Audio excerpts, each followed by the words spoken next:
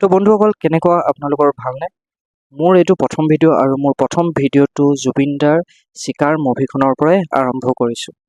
তো আজি হৈ গ'ল 3 নম্বৰটো দিন আৰু আজিলৈকে চিকাৰ মুভিখনে কিমান টকা কালেকশ্যন কৰিলে চাওঁ আহক।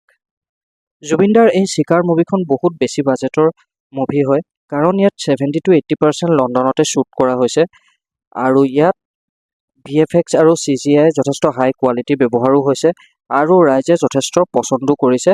জুবিন দাৰ এক্টিং আৰু জুবিন দাৰ লগতে বাকীসকলৰ এক্টিঙো যথেষ্ট ভাল পাইছে আৰু ইয়াৰ CGI আৰু VFXও যথেষ্ট পচন্দ কৰিছে ৰাইজে। আৰু জুবিন দাৰ এই চিকাৰ মুভিখনৰ যদি ফাৰ্ষ্ট ডে কালেকশ্যনৰ কথা ক'বলৈ যাওঁ, কাৰণ প্ৰথম দিনা আছিলে নেশ্যনেল চিনেমা ডে আছিলে, চ' সেইদিনাখনি টিকেটৰ মূল্য যথেষ্ট কম আছিলে, মাত্ৰ 99 ৰুপিজ আছিলে।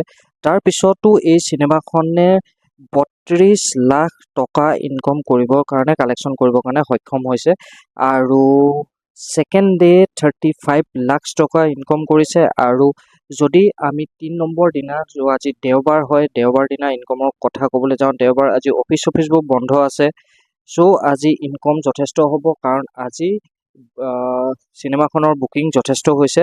চ' আজি 40 লাখৰ ওপৰত এই চিনেমাখনে ইনকম কৰিব আৰু 3 দিনৰ ভিতৰত চিনেমাখনে 1 কোটি টকাৰ ওপৰত ইনকম কৰিবলৈ সক্ষম হৈছে আৰু 4-5 দিনৰ ভিতৰত হয়তো চিনেমাখনৰ যিটো বাজেট আছিলে সেই বাজেটটো ৰিকভাৰী কৰিবলৈ সক্ষম হৈ যাব।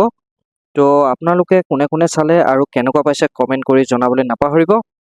আৰু এইটো মোৰ নতুন চেনেল আৰু ফাৰ্ষ্ট ভিডিঅ' হয়, আপোনালোকৰ মৰম আৰু ছাপোৰ্টৰ খুবেই বেছি প্ৰয়োজন। ভিডিঅ'টো চাই কেনেকুৱা পালে কমেণ্ট কৰি জনাবলৈ নাপাহৰিব।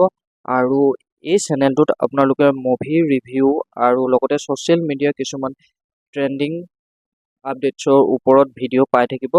যদি সেই ভিডিঅ'সমূহ চাব বিচাৰে তো চেনেলটো প্লিজ ছাবস্ক্ৰাইব কৰিব আৰু কমেণ্ট কৰিব। Thank you, bye by.